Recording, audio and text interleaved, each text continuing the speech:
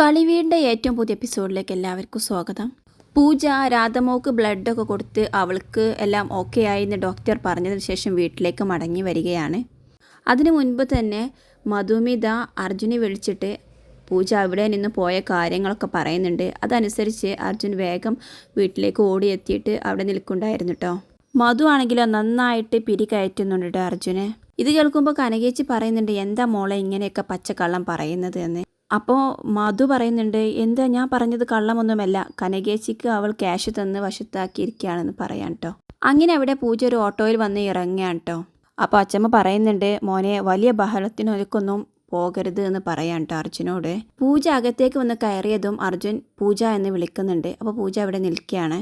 അർജുൻ പറയുന്നുണ്ട്, ഞാനിപ്പോൾ എൻ്റെ തിരക്കുകൾക്കിടയിലും ഇവിടെ ഓടി വന്നത് എന്തിനാണെന്ന് തനിക്ക് ഊഹിക്കാമല്ലോ എന്ന് ചോദിക്കുകയാണ്. എന്നിട്ട് പറയാണ്, അന്ന് സ്നേഹസദനത്തിൽ പോയപ്പോൾ താൻ എനിക്കൊരു വാക്ക് തന്നു, ഇനി അവിടേക്ക് പോകില്ല എന്നായിരുന്നു. ഇന്നിപ്പോൾ താൻ ചെയ്തത് എനിക്ക് ക്ഷമിക്കാൻ പറ്റില്ല.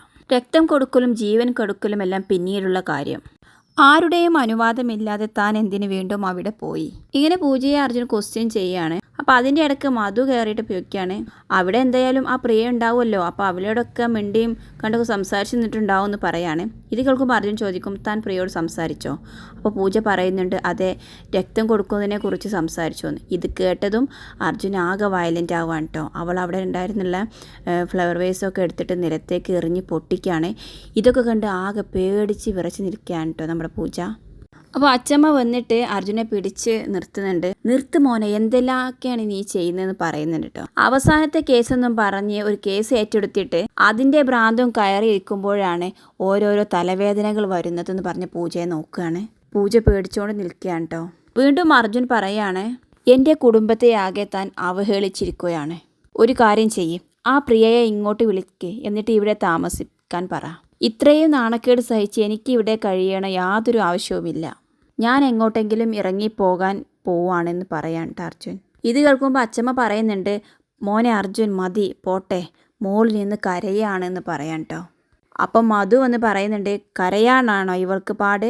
കണ്ണീരൊക്കെ റെഡി മണിയായിട്ടാണ് വരുന്നത്, കരയാൻ എന്തോ സ്വിച്ച് ഉണ്ടെന്ന് തോന്നുന്നു എന്ന് പറയാൻ കേട്ടോ. ഇത് കേൾക്കുമ്പോൾ കനകേച്ചി പറയുന്നുണ്ട്, മധുമോളെ കുറച്ച് ദയ കാണിക്ക്. ഇത് കേട്ടതും അർജുൻ പറയുന്നത്, കനകേച്ചി ഇതിൽ ഇടപെടണ്ട. അതിനിടയിൽ അർജുൻ്റെ ഫോണിലേക്ക് ഒരു കോള് വരികയാണ് കേട്ടോ. അപ്പോൾ അർജുൻ അറ്റൻഡ് ചെയ്യുന്നുണ്ട്. അത് സ്വാതിയാണ്. സ്വാതി എന്താ ഇന്ന് കോടതിയിൽ വരാത്തതെന്ന് അർജുൻ ചോദിക്കുന്നുണ്ട്. അപ്പോൾ സ്വാതി പറയാണ്, എന്നെ കുറേ ആളുകൾ ചേർന്ന് പൂട്ടിയിരിക്കുകയാണ്, എതിർകക്ഷിയുടെ ഗുണ്ടകളാണെന്ന് തോന്നുന്നു, പ്ലീസ് സർ എന്നെ രക്ഷിക്കണം എന്ന് പറഞ്ഞിട്ട് അവൾ കരയുന്ന പോലെയൊക്കെ നിൽക്കുന്നുണ്ട്. ഇത് കേൾക്കുമ്പോൾ അർജുൻ ചോദിക്കുകയാണ്, പൂട്ടിയിരിക്കേ എവിടെ? അപ്പോൾ സ്വാതി എവിടെയാണെന്ന് അറിയില്ല എന്ന് പറഞ്ഞിട്ട് അവൾ ആ ലൊക്കേഷൻ്റെ ഏകദേശം കാര്യങ്ങളും അന്നുണ്ടായ സംഭവങ്ങളൊക്കെ അർജുന് വിവരിച്ച് കൊടുക്കുകയാണ് കേട്ടോ.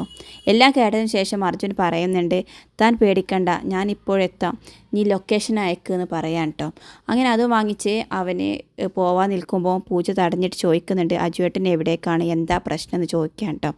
അപ്പോൾ അർജുൻ പറയാണ്, ഞാൻ എനിക്ക് തോന്നിയിടത്തേക്ക് പോകും, തനിക്ക് തൻ്റെ രീതിയിൽ പോകാനും വരാനും ഒക്കെ കഴിയുമെങ്കിൽ ഞാൻ എൻ്റെ വഴിക്ക് പോകുമെന്ന് പറഞ്ഞിട്ട് അർജുൻ അവിടെ നിന്ന് ഇറങ്ങി പോവാൻ കേട്ടോ, ദേഷ്യത്തിൽ തന്നെ.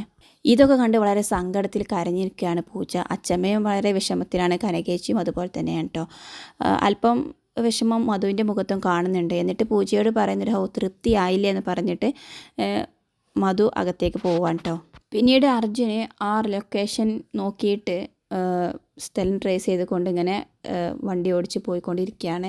ആ സമയത്ത് പൂജ കുഞ്ഞ് കരയുമ്പോൾ കുഞ്ഞിനെ ഇങ്ങനെ ആശ്വസിപ്പിക്കുന്നുണ്ട്. എങ്കിലും അവളുടെ മൈൻഡ് മൊത്തം അർജുൻ്റെ അടുത്താണ്. എങ്ങോട്ടാണ് പോയത്, എന്തായിരിക്കും കാരണം എന്നൊക്കെ ആലോചിച്ചിട്ട് അവളും റൂമിൽ ഇങ്ങനെ അങ്ങോട്ടും ഇങ്ങോട്ടും നടക്കുകയാണ്. ഈ സമയത്ത് കുഞ്ഞ് കരയുന്നതൊന്നും അവളുടെ മനസ്സിലേക്ക് കയറുന്നുണ്ടായിരുന്നില്ല. അതേസമയം അച്ചമ്മയാകട്ടെ ആകെ വിഷമിച്ച് സോഫയിലിരിക്കാൻ കേട്ടോ. എന്നിട്ട് മധുവിനോട് പറയുന്നുണ്ട്, അർജുൻ ഇപ്പോൾ മോശകാലമാണെന്ന് ജോത്സ്യൻ പറഞ്ഞിരുന്നു, ജയിൽവാസം വരെ പറഞ്ഞു. ഈശ്വര, അതൊന്നും സത്യമാകല്ലേ എന്ന് പറഞ്ഞിട്ട് അവർ കരയാണ് കേട്ടോ.